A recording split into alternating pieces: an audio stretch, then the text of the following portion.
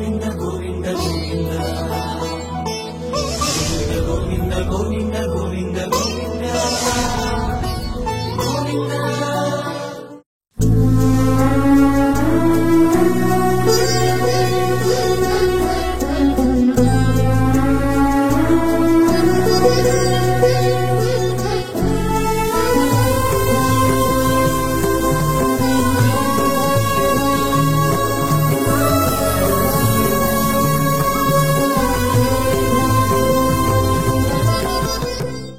నమో వెంకటేశాయ.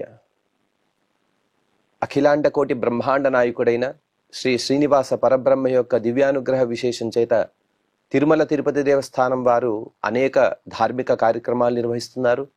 అందులో భాగంగా ప్రతిరోజు మనం శ్రీమన్ మహాభారత అంతర్గత అరణ్య పర్వలోని విశేషాలను యథాశక్తి తెలుసుకునే ప్రయత్నం చేస్తూ ఉన్నాం.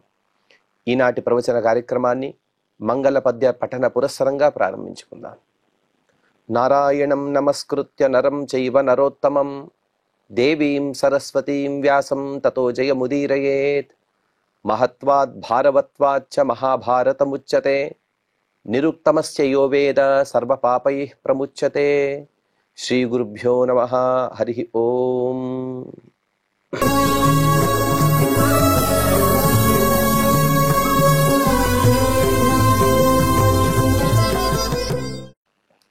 రామోపాఖ్యాన పర్వను పూర్తి చేసుకున్న తర్వాత మార్కండేయ మహర్షి గారు ధర్మరాజు గారి యొక్క ప్రశ్నను అనుసరించి, అనగా ప్రపంచంలో ఉండేటువంటి గొప్ప పతివ్రతా స్త్రీల యొక్క ఉపాఖ్యానాన్ని తెలపమని కోరాడు.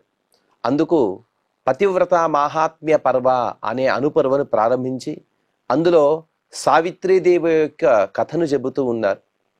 ఆ విషయాన్ని చెబుతూ, ఇతపూర్వం మద్రరాజు, అతని పేరు అశ్వపతి, చాలా ధర్మబద్ధంగా తన జీవితాన్ని కొనసాగించేవాడు, ప్రజారంజకంగా పాలన చేసేవాడు. అటువంటి రాజుగారికి సంతానం లేదు. తను సంతానం పొందడం కోసం కొన్ని నియమాలను పాటిస్తూ ఉన్నాడు.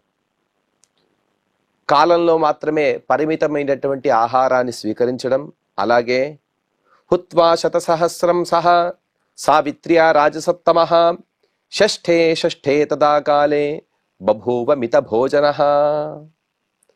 రాజశ్రేష్ఠుడైనటువంటి ఆ అశ్వపతి గారు బ్రాహ్మణులతో కలిసి ప్రతిరోజు కూడా శతసాహస్రం 100 వేళ్ళు అనగా 100,000 సార్లు అనగా 1,00,000 సార్లు ఆహుతి ఇచ్చిన తర్వాత, అది కూడా సావిత్రీ దేవతాక యజ్ఞం, సావిత్రీదేవి యొక్క ప్రీతి కోసం తను హోమాన్ని చేసిన తర్వాత షష్ఠే కాలే మిత భోజన, దాదాపుగా మధ్యాహ్నం 2 గంటల సుమారులో తను ప్రతిరోజు కూడా భోజనం చేసేవాడు. అది కూడా పరిమితంగా భోజనం, ఒక పూట మాత్రమే భోజనం. ఆ విధంగా ఆహార నియమాన్ని ఆచరిస్తూ, అంటే షష్ఠే షష్ఠే కాలే అంటే ప్రతిరోజు రోజు యొక్క పగటి సమయాన్ని మనం 8 భాగాలు చేయాలట. 8 భాగాలు చేసిన తర్వాత అందులో వచ్చేటువంటి 6వ భాగం నుండి 7వ భాగం మధ్యలో భోజనం చేసేవాడు. దాదాపుగా మధ్యాహ్నం 2 నుండి 3 మధ్యలో తను భోజనం చేసేవాడని మనం అనుకోవచ్చు. ఏతేన నియమేనాసీత్ వర్షాణ్యష్టాదశైవతు పూర్ణే త్వష్టాదశే వర్షే సావిత్రి తుష్టిమభ్యగాత్. ఈ విధంగా అనేక నియమాలను ఆచరిస్తూ, ఆహార నియమాలు అలాగే ఇత్యాది అనేక నియమాలు అన్నిటినీ కూడా ఆచరిస్తూ 18 సంవత్సరాల వరకు కూడా ఆ నియమాలను ఆచరించాడు. ఆ నియమాలను ఆచరించిన 18 సంవత్సరాల తర్వాత సావిత్రీదేవి తను తృప్తిని చెందినది. సంతానం పొందటం కోసం ఎన్నో తపస్సులు చేస్తూ ఉంటారు. పూర్వేపి కర్దవ పరాశర పాండుముఖ్యాః యత్సేవయా గుణగణాఢ్యమపత్యమాహు సంపూర్ణ సద్గుణతనం కరుణామృతాబ్ధిం నారాయణం కులపతిం శరణం వ్రజేమ. కర్దమ ప్రజాపతి గారు, కశ్యప ప్రజాపతి గారు, ఈ విధంగా ఎందరో కేవలం సంతానం కోసమే కొన్ని వేళ్ల తపస్సు, కొందరు 1000 సంవత్సరాలు, కొందరు 2000 సంవత్సరాలు, కొందరు 10,000 సంవత్సరాలు, ఈ విధంగా ఎంతో తపస్సు చేశారు. చూడండి, ఈ సంతానం పొందటంలో కూడా అగ్రగణ్యులు, అందులో కూడా సంతానం కోసం తపస్సు చెందే వారిలో అగ్రగణ్యులు అంటే కశ్యప ప్రజాపతి గారు. కశ్యప ప్రజాపతి గారి యొక్క తపస్సు ఎంత అంటే, అతని తపస్సుకు మెచ్చినటువంటి పరమాత్మ 3 సార్లు తనే వారి గర్భాన తను పుట్టాడు. అంటే సంతానం కోసం అంత తపస్సు చేస్తే గాని ఉత్తమమైన సంతానం కలగదు అనడానికి ఇక్కడ మనం అశ్వపతి రాజుగారిని కూడా మనం ఉదాహరణగా తీసుకోవచ్చు.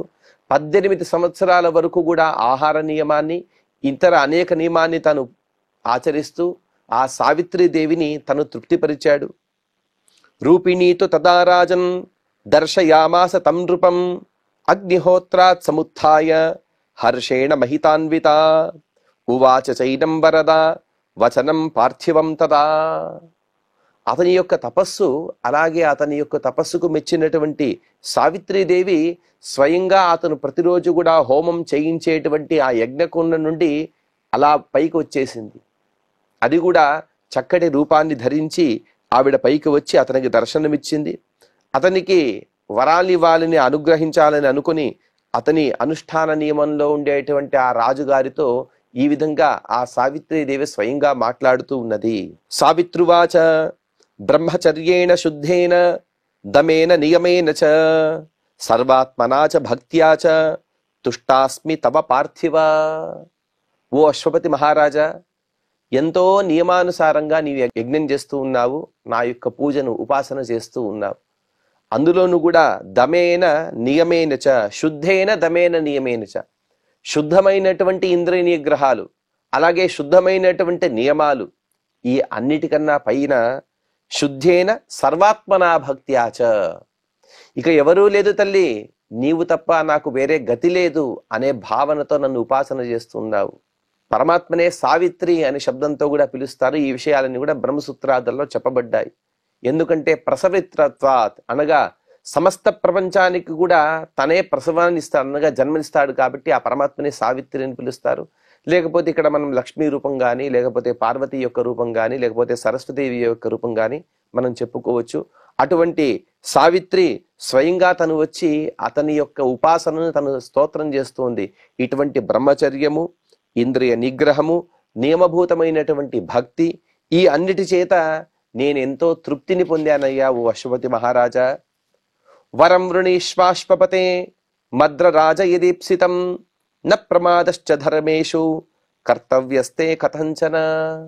అందుకోసం నేనే స్వయంగా వచ్చాను కాబట్టి నీకే వరం కావాలో అడుగు అని మొట్టమొదటిగా సావిత్రీదేవి గారు చెప్పేశారు.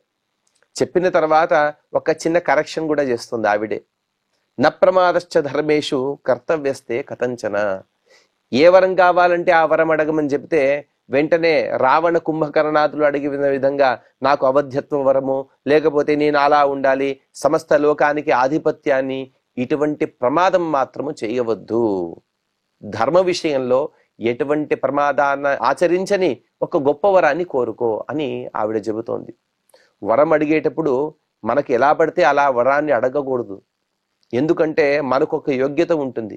ఆ యోగ్యతానుసారంగా, అలాగే వచ్చిన వారు ఎటువంటి వారు, వారు ఏమి ఇవ్వగలరు, అవన్నీ కూడా ఆలోచిస్తూ మనం వరాన్ని అడగాలి. అందుకోసం ఆవిడ హెచ్చరిస్తూ ధర్మ విరుద్ధమైనటువంటి వరాన్ని కోరవద్దు అని హెచ్చరించింది. అందుకు అశ్వపతి రాజుగారు చెబుతూ అశ్వపతిరువాచ అపత్యార్థ సమారంభ కృతో ధర్మేప్సయామయ పుత్ర మే బహవో దేవి భవేయు కుల భావనాః. ఓ మహాతల్లి, ఓ దేవి, నేను ధర్మానుసారంగా సంతానాన్ని పొందాలనే కోరికతో ఈ పూజను, ఈ యజ్ఞాలను, ఈ అనుష్ఠానాన్ని ప్రారంభించాను. నీ దయ వలన నాకు వంశ ప్రవర్ధకులైనటువంటి కుమారులు కలగాలి, అదే నా కోరిక. తుష్టాసి యది మే దేవి వరమేతద్ వృణోమ్యహం సంతానం పరమో ధర్మః ఇత్యాహుర్మాం ద్విజాతయః. ఓ దేవి, నేను చేసినటువంటి అనుష్ఠానంతో నీవేమైనా సంతృప్తి చెంది ఉంటే, నేను చేసిన తపస్సు ఫలితంగా సఫలంగా అయి ఉంటే, సంతానానికి సంబంధించినటువంటి వరాన్ని మాత్రమే నేను కోరుతూ ఉన్నాను. సంతానమే పరమధర్మము అని శాస్త్రజ్ఞులు చెబుతుంటారు కదమ్మా. అనపత్యస్య గతిర్నాస్తి. ఎవరికైతే సంతానం లేదో వారికి ఊర్ధ్వలోకాల్లో సద్గతులు ఉండవు అని చెబుతుంటారు. కాబట్టి అటువంటి సత్సంతానాన్ని నాకు ప్రసాదించమని ఆ అశ్వపతి మహారాజు గారు కోరుతున్నారు. అందుకు సావిత్రీదేవి చెబుతూ సావిత్రువాచ పూర్వమే మయా రాజన్ అభిప్రాయమిమం తవ జ్ఞాత్వా పుత్రార్థ ముక్తో వై భగవాన్ స్తే పితామహః. ఓ రాజా, నీ అభిప్రాయం ఏమిటో నాకు తెలుసు. ఎందుకంటే నీవు తపస్సు చేస్తున్నావు. ఈ తపస్సు వెనక ఒక చిన్న బాధ ఉన్నది. అదేమిటంటే అనపత్యత. నీకు సంతానం లేరనే బాధతో నీ తపస్సు చేస్తున్నావు తెలుసు కాబట్టి నీ పుత్రుల విషయంలో నేను చతుర్ముఖ బ్రహ్మగారికి చెప్పాను. ప్రసాదాచ్చైవ తస్మాత్తే స్వయంభు విహితాత్ భువి కన్యా తేజస్విని సౌమ్య క్షిప్రమేవ భవిష్యతి. ఆ చతుర్ముఖ బ్రహ్మగారికి నేను కూడా విన్నవించుకున్నాను, నేను కూడా చెప్పాను కాబట్టి ఆ చతుర్ముఖ బ్రహ్మగారి యొక్క ప్రసాదము అనుగా అనుగ్రహం చేత నీకు త్వరలోనే తేజస్సంపన్నురాలైనటువంటి ఒక కన్యారత్నం జన్మిస్తుంది. ఉత్తరం చనతే కించిత్ వ్యాహర్తవ్యం కథంచన పితామహ నిసర్గేణ తుష్టాశ్యేతద్బ్రవీమితే. ఈ విషయంలో నాకు మరొక ఏ ప్రశ్నను కూడా వేయవద్దు, లేకపోతే మరొక సమాధానాన్ని ఇవ్వవద్దు అని ఆవిడ చెబుతుంది. ఎందుకంటే నాకు పుత్ర సంతానమే కావాలి, నాకు స్త్రీ సంతానం వద్దు అని నీవు కోరవద్దు. ఎందుకంటే ఇతపూర్వం కూడా మనం ప్రస్తావన చేసుకున్నాం. పుత్ర సంతానాన్ని కాస్త పెద్దగా, స్త్రీ సంతానాన్ని కాస్త చిన్న చూపుగా మనం చూస్తూ ఉంటాం. శాస్త్ర విషయంలో మాత్రం అది చాలా తప్పు. ఎందుకంటే శాస్త్రంలో స్పష్టంగా చెబుతారు, కన్యోదిత బత కులద్వయ తారిణీతి. ఒక పురుషుడు తను ఒక కులాన్ని మాత్రమే ఉద్ధరించగలడు, కానీ స్త్రీ 2 కులాలని, తన పుట్టినింటిని మెట్టినింటిని రెండిటిని కూడా ఉద్ధరించే గొప్ప సామర్థ్యం కలిగినది. కాబట్టి ఉత్తరం చ నచైకించిత, నాకు పురుష సంతానమే కావాలి. అశ్వపతి రాజు గారి యొక్క మనసులో ఏముందో తెలియదు, కానీ ఆ సావిత్రీదేవి గారు ఒక నిర్ణయానికి వచ్చేశారు. ఇతనికి నేను ఒక స్త్రీ సంతానాన్ని ఇవ్వాలని అనుకున్నారు కాబట్టి స్త్రీ సంతానాన్ని ఇవ్వబోతున్నారు. నాకు స్త్రీ సంతానం వద్దు, నాకు పురుష సంతానం కావాలి అని కోరవద్దు. మేము ఈ నిర్ణయానికి వచ్చేసాం కాబట్టి ఆ పితామహ చతుర్ముఖ బ్రహ్మగారి యొక్క ఆజ్ఞను నీకు చెబుతున్నాను. వారేమి ఆజ్ఞాపించారంటే నీకు స్త్రీ సంతానం కలగబోతుంది అని చెప్తున్నారు కాబట్టి నీకు స్త్రీ సంతానమే కలుగుతుంది అని చెప్పిన తర్వాత జరిగిన విషయాన్ని మార్కండేయ మహర్షి గారు చెబుతూ, మార్కండేయువాచ సతతేతి ప్రతిజ్ఞాయ సావిత్ర్యా వచనం నృపః ప్రసాదయామాస పునః క్షిప్రమేతద్ భవిష్యతి. ఓ రాజా, ఓ ధర్మరాజా, సావిత్రీదేవి మాట విన్నటువంటి ఆ రాజుగారు సరే అన్నాడు. అమ్మా, మీ ప్రసాదమే గొప్పది, నాకు పురుష సంతానమైనా స్త్రీ సంతానమైనా ఏదైనా సరే నీ అనుగ్రహం అంటే అది నేను సమానంగా స్వీకరిస్తాను అని ఆమె ఆజ్ఞను పాలిస్తానని చెప్పి తిరిగి సావిత్రీదేవిని స్తోత్రం చేశాడు, పూజ చేశాడు. ఎందుకంటే ఆ భవిష్యవాణి అనగా ఆవిడ చెప్పినటువంటి భవిష్యంలో ఏదైతే జరగబోతుందో చెబుతుందో అది సత్యం కావాలనే గొప్ప భావనతో ఆవిడని పూజించాడు. అంతర్హితాయాం సావిత్ర్యాం జగామ స్వపురం నృపః స్వరాజ్యే చావసద్వీరః ప్రజాధర్మేణ పాలయన్. ఆ సావిత్రీదేవి గారు అదృశ్యరాలైపోయిన తర్వాత ఇప్పుడు తన పట్టణానికి వచ్చాడు. అనగా 18 సంవత్సరాల వరకు కూడా ఒక దీక్షగా పెట్టుకుని రాజ్యం యొక్క బయటే ఉంటూ రాజ్యాన్ని పాలిస్తూ ఉన్నాడు. తన దీక్షను కూడా తను ఆచరిస్తూ ఉన్నాడు. 18 సంవత్సరాలైంది. సావిత్రీదేవి గారి యొక్క అనుగ్రహం ఖచ్చితమని తెలిసిన తర్వాత తను రాజ్యానికి వచ్చి తను ప్రజారంజకంగా పాలనను కొనసాగిస్తూ ఉన్నాడు. కస్మింశ్చిత్తు గతే కాలే సరాజా నియతవ్రతః జ్యేష్ఠాయాం ధర్మచారిణ్యాం మహిష్యాం గర్భమాదధే. ఆ రాజుగారికి ఎందరు భార్యలు ఉన్నారో చెప్పలేదు, కానీ పలువురు భార్యలు ఉన్నారని ఇక్కడ స్పష్టంగా చెబుతున్నారు. ఎందుకంటే ఒకరోజు ఆ రాజుగారు నియమబద్ధంగా తన పెద్ద భార్యను సంగమం చేసి ఆవిడ యొక్క గర్భాన్ని తను ప్రసాదించాడు. అంటే ఇంకా అనేక భార్యలు ఉన్నారని అర్థమవుతుంది. రాజపుత్ర్యాస్తు గర్భస్సహ మానవ్యా భరతర్షభ వ్యవర్ధత తదా శుక్లే తారాపతి రివాంబరే. ఆవిడ యొక్క పెద్ద భార్య కూడా రాజపుత్రియే. ఆ అశ్వపతి రాజు గారి యొక్క భార్య మాళవ దేశ రాజకుమారి.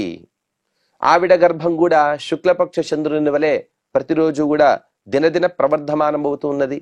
ప్రాప్తే కాలేతు శిశువే కన్యాం రాజీవలోచనాం క్రియాశ్చ తస్యాముదితః చక్రే స నృపసత్తమః. కొంతకాలం అనగా దాదాపుగా 9 మాసాలు గడిచిన తర్వాత ప్రసవ సమయం రాగానే ఆ రాణిగారు చక్కటి కలువ లాంటి కన్నులు కలిగినటువంటి స్త్రీ సంతానాన్ని తను ప్రసవించినది. రాజుగారు ఎంతో సంతోషపడ్డారు. ఆ సావిత్రీదేవి యొక్క అనుగ్రహాన్ని పదే పదే తలుచుకున్నాడు.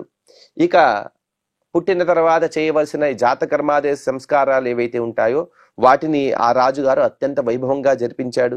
సావిత్ర్యా ప్రీతయా దత్తా సావిత్ర్యా హుతయాహ్యపి సావిత్రీత్యేవ నామాస్యాః చక్రుర్విప్రాస్తథా పితా. రాజుగారు పేరు పెట్టడంలో కూడా చాలా ఆలోచించాడు. ఏ పేరుని పెట్టాలి? ఈ కాలంలో కూడా మనం పేరు పెట్టడానికి వెళ్తూ విచిత్రమైనటువంటి పేర్లను పెడుతూ ఉంటాం. మన వ్యాకరణ శాస్త్రానికి విరుద్ధమైనటువంటి పేర్లు, అసలు దానికి అర్థాలే ఉండవు. ఎందుకంటే విలక్షణమైన పేర్లు కావాలనే భావన మనకు. దాన్ని కూడా ఎక్కడో మనం వెతికి కొత్త కొత్త పేర్లను కనిపెట్టి మనమే పెడుతూ ఉంటాం. కానీ వాటికి విశేషమైన అర్థం ఉన్నది.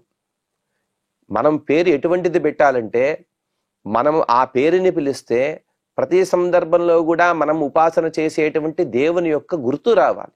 అందుకోసం పేరు పెట్టడం. అందుకోసమే చెబుతారు, ఒక పేరు పెట్టిన తర్వాత ఇటువంటి పరమాత్మ రూపం యొక్క దాసుడివి నీవు అనే అర్థంలో చెబుతారు. ఉదాహరణకి అచ్యుత అని పేరు పెట్టామంటే అచ్యుత దాసుడివి నీవు అని ఆ పేరు పెట్టడంలో ఒక భావన ఉంటుంది. కానీ ఇక్కడ రాజుగారు మాత్రం సావిత్ర్యా ప్రీతయా దత్త, సావిత్రీదేవి యొక్క అనుగ్రహంతో పుట్టినది, ఆవిడ తను ప్రీతిపూర్వకంగా ఈవిడను అనుగ్రహించింది కాబట్టి, అలాగే సావిత్ర్యా హుతయాహ్యపి, సావిత్రీదేవికి ఉద్దేశించి హోమం చేసిన తర్వాత పుట్టింది కాబట్టి ఆవిడకి సావిత్రి అనే పేరే పెట్టాడు. ఆ విషయాన్ని అక్కడ ఉన్నటువంటి బ్రాహ్మణులు, గురువులు, పెద్దలు అందరూ కూడా ఆమోదించారు. సా విగ్రహవతీవ శ్రీహి వ్యవర్ధత నృపాత్మజ కాలేని చాపి సా కన్యా యవ్వనస్థా బభూవః. ఆవిడ మాత్రం ఆ రాజకన్య అయినటువంటి సావిత్రీదేవి మూర్తి భవించిన లక్ష్మీదేవిలాగా అలా తన తండ్రి ఇంట్లో తను పెరుగుతూ ఉన్నది. ఆవిడ యవనావస్థను కూడా పొందినది, అనగా పెద్దదైంది. తాం సుమధ్యాం పృతశ్రోణీం ప్రతిభాం కాంచనీమివ ప్రాప్తేయం దేవ కన్యేతి దృష్ట్వా సమ్మేనిరే జనాః. ఆవిడ చక్కటి అవయవ సౌష్ఠతాన్ని కూడా కలిగింది. అసలు బంగారంతో పోత పోసినట్టుగా ఆవిడ గొప్ప లావణ్యాన్ని కూడా పొంది ఉన్నది. ఆవిడను చూసి అందరూ కూడా దేవకన్యగే, ఈవిడ మానవ కాంత కాదు అనుకుంటూ ఉన్నారు. అంత సౌందర్య రాశిగా ఆ సావిత్రి అక్కడ తను సంచరిస్తూ ఉన్నది. తాంతు పద్మ పలాశాక్షీం జ్వలంతీమివ తేజసా న కశ్చిత్ వరయామాస తేజసా ప్రతివారితః. సావిత్రీదేవి గారు వరం ఇచ్చేటప్పుడు చెప్పారు, ఆవిడ నీకు చక్కటి తేజస్సు కలిగినటువంటి కుమార్తె పుడుతుంది అని. ఆవిడ ఎంత తేజస్సు అంటే, ఈ పుట్టినటువంటి సావిత్రికి ఆవిడ కన్నులన్నీ కూడా వికసించిన నల్ల కలువ రేకుల్లాగా ఉన్నాయి, ఎంతో అందంగా ఉన్నాయి. తేజస్సుతో తను వెలిగిపోతూ ఉంది. ఆవిడ తేజస్సును చూసి అందరూ కూడా భయపడుతున్నారు.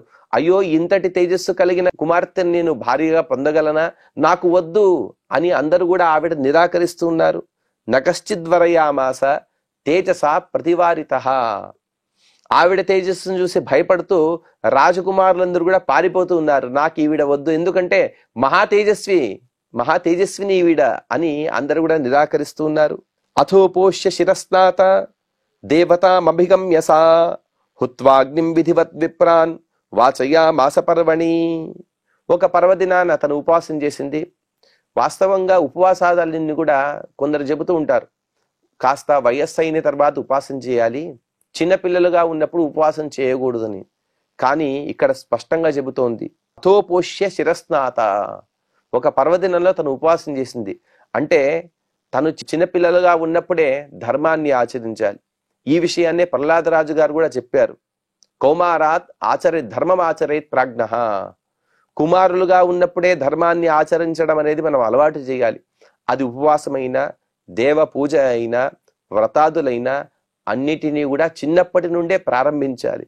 ఎందుకంటే చిన్నప్పటి నుండి ప్రారంభించిన ప్రతి ఒక్కటి కూడా వారి స్వభావంగా మారిపోతుంది. అందుకోసమే ఈవిడ కూడా తనకు చక్కటి భర్త రావాలి, అలాగే ధర్మబద్ధంగా ఉండాలనే కోరికతో ఎన్నో ఉపవాస వ్రతాదులు చేస్తుంది.